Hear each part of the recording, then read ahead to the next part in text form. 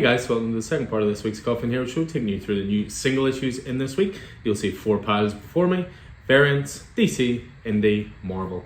So variant-wise, we kick things off with Dracula, Universal Monsters Dracula.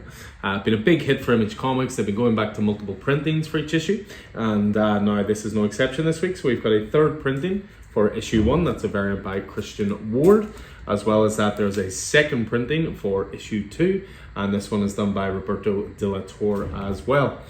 And next up is Ghost Machine. I'll be talking about this a little more once we go through the single issues, but there's also a foil variant cover this week for this issue as well, which is actually priced the same as a normal cover as well, interesting enough. Next up we have Titans Beast World. So this week sees the release of issue 5, of which the variant is this one. So a lovely lenticular from Clayton Henry with Harley Quinn. But we also received in copies we were owed of issue 3, which is Batman in his lenticular guise. Next up is this week sees the release of John Constantine Hellblazer, Dead in America, as well as an awesome cover A. You've also got a couple of great variants. So first of all, from Jock. Basically, 2 of my favourite artists are doing the 2 variants. So you've Jock for one of them, and then you also have Sean Phillips for the other. Absolutely glorious those. So suffice to say, I have 3 copies of Constantine this week. Next up from Riccardo Federici is the Detective Comics variant, so for issue 1081. As well as that, we also have the 1-25 variant cover by Sebastian Fiumara. And so that's your retailer incentive, also for Detective 1081. And then we finish off with Cobra Commander number 1. Should have had more of these last week, blank variant cover. Obviously great if you want to get commissions or anything done down the line, but also a great excuse to get Cobra Commander number 1 because it was great. Next up, we have, so onto your cover A, your first prints, all the new releases this week. So quite a big week for DC because there was a lot of titles that were supposed to come out last week. They get held back until this week for whatever reason. So Wonder Woman's first up. So issue 5 of the Tom Keane Daniel Sampere epic. This is one of the best titles of 2023 going into 2024 for me. Great storytelling all the way, great art, and actually has something to say. Next up, I mentioned Titans Beast World, so 2 titles for you to go for this week. So you've got one of the one-shots, which is Titans Beast World Tour, Star City. And then you also have the release this week of issue 5, Tom Taylor and Ivan Rice's DC Universe event. Next up, we have the next issue of Power Girl mini-series here with gorgeous Gary Frank covers. So we're reaching issue 5 of that this week. Issue 6 of Penguin. What a series this is. I read this yesterday. Every issue just constantly surprises you. It gets better as a series, it gets deeper. You start to understand the motivations of Oswald more and more. Just a thoroughly brilliant title. I mentioned John Constantine Hellblazer, so there's the traditional cover by Aaron Campbell, who of course is the series artist. Cy Spurrier back in the Hellblazer hot seat writing, which I can't wait to tuck into this one. That's going top of the pile for what's left this week. Next up, we have issue 4 of Jay Garrick The Flash. So continuing on with these Golden Age titles, your Alan Scott Green Lantern, your Jay Garrick The Flash, Wesley Dodds Sandman. So Jay Garrick The Flash this week. New issue of Harley Quinn this week, issue 36. So bathe in the blood of your foes in an ab-rippling story by Alexis Quazran and Steve Beach. And Tini Howard and Sweeney Boo, of course, doing the main title. Green Arrow, whoa, what a good catch. Green Arrow this week as well, so Joshua Williamson, Green Arrow royalty, and Phil Hester on art as well. So as far as issue 8 there, we have a new issue of The Flash this week, so issue 5, Cy Spurrier, Mike Deodato Jr. continuing on their Flash run. And we finish off DC with Detective Comics 1081, which may be the best issue of Ram's series yet. It's been very gothic, it's been very slow paced in places, but very deliberately paced, I think. And this issue for me is the issue that's really fast paced, but quite good character development as well. On to the indie side of things. So next up we have Exo Manowar Unconquered. So this is written by Becky Cloonan, Michael W. Conrad, art by Liam Sharp. It's been a while since issue 3, so it's been so long that someone took it off their pull list. Thinking it might not be coming back, but back this week with issue 4. Next up we have Michael Dialis' Zawa and the Belly of the Beast, so mini-series from the artist of Wind. And we're up as far as issue 3.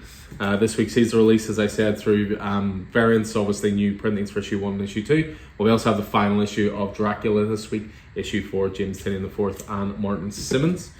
Transformers wise, there's new printings this week as well. This is a juggernaut that just will not stop. So we're up to the 4th printing for issue 1, the 3rd printing for issue 2, and a 2nd printing for issue 3. and then issue 4's first prints are on the rack. So if you want to play catch up in Transformers, we got you covered there with everything. Next up is Spawn 349 as it ekes closer and closer to that massive 350. Obviously, it'll be quite the celebration, I'm sure. But issue 349 this week. We have Savage Dragon 267, a massive oversized issue, 100 pages. You're invited to the wedding of Angel Murphy and Frank Darling Jr. We have new Mighty Morphin Power Rangers this week, issue 116. So it's Melissa Flores, I believe, yep, and Adam Gorham on Mighty Morphin. So I mentioned Ghost Machine with the foil cover. Ghost Machine is essentially, it's a one-shot 64-pager. Ghost Machine is a new imprint at Image Comics, being headlined by Jeff Johns, Gary Frank, Ivan Rice, Jason Fabuk, Francis Manapul, among others. And essentially what this is them showing off previews for all the stories that are going to come out. These guys are now exclusive to this imprint through Image. They're not writing for DC or Marvel or any other company. So it's a little bit like the Distillery one-shot, The Devil's Cut, where you're going to see snippets of what they're aiming to do. I mean, the main series that have come out so far in this universe are Junkyard Joe and Geiger, both of which are fantastic. So looking forward to tucking into that and getting the preview of what is upcoming. We have Disney Villains Hades this week as well. We're up as far as issue 5 in the Disney Villains series from Dynamite. And then a new number 1 that might interest a few people for the simple fact that it has Ben Templesmith art. Crash Down, a new title from Massive by Comic Tom Garcia, Ryan Sargent, and the aforementioned Ben Templesmith. Brand new number 1 through Whatnot Publishing. So we finish off this week with Marvel, and we have Daredevil Black Armor to kick things off, issue 3 of the mini series there. We have a new issue this week of Gods, so Jonathan Hickman and Valerio Schitti's massive universe-spanning epic through Marvel Comics, so issue 4 for Gods. We have issue 6 of the Immortal Thor, so Al Ewing continuing to write, Martin Coccolo on art, Thor's first journey into mystery. Next up we have Miguel O'Hara's Spider-Man 2099, so we're up as far as issue 4. This title's being released weekly, so it'll be over in a flash. But yeah, issue 4 for that one. Pardon me. We have issue 3 of Punisher. David P. Poe's on writing duties, Dave Waxter on art. The man is different, the mission remains the same. Loving Punisher, and I was a bit bummed to find out it's only like a 4 issues here. Next up, another number 1 this week is Resurrection of Magneto, so continuing with the Fall of House of X. Al Ewing on this one. Obviously a big emphasis on Storm there as well. We have a Gang War tie-in for Spider-Woman. We're up as far as issue 3 of that tie-in mini-series. We have Star Wars Thrawn Alliances. This is undoubtedly a big one this week. This is an adaptation of a novel, I believe. So I'm sure that'll fly off the shelf. And then we finish off with Superior Spider-Man issue 3. Dan Slott, Mark Bagley, Marvel Comics royalty, continuing on their new take and their continuation of Superior Spider-Man.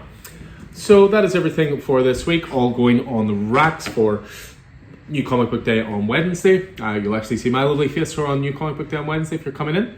I'm away this weekend, away over in England to celebrate Vicky's dad's 70th. So it'll be Chris in the store Thursday, Friday, Saturday, and Monday, and I'll see you back on Tuesday. But as I say, I'll be here for New Comic Book Day this week prior to that. Keep an eye on the podcast as well. We've got some exciting interviews over the next couple of weeks lined up, including one that I'm going to do in about 2 hours. So I'm very much looking forward to, and there's going to be tons of new content through there as well, including our Best of 2023 podcast going live in the next couple of days as well. We're submitting the CGC this coming end of this month, so you've got about another week and a half to drop in any books to us. And outside of that, all pull lists are done, everything's ready, everything's all set for New Comic Book Day this Wednesday. So I hope to see you then, guys. Hope you're staying safe out there. Take it easy.